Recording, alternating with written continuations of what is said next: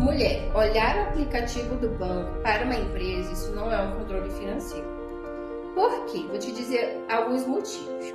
Primeiro, quando você vê lá a saída Augusto, Roberto, você não vai saber para onde foi aquele dinheiro.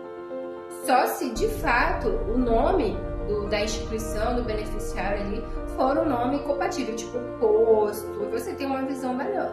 Mas, gente, olhar para o aplicativo você consegue ver só quanto entrou e quanto saiu. Mas para um controle financeiro mais direto, mais claro, você só vai ter fazendo anotações de forma clara, tanto no sistema, quanto no planilha, quanto no caderninho.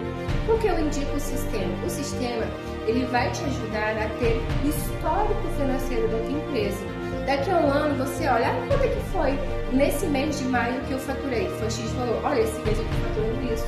Essa ação está sendo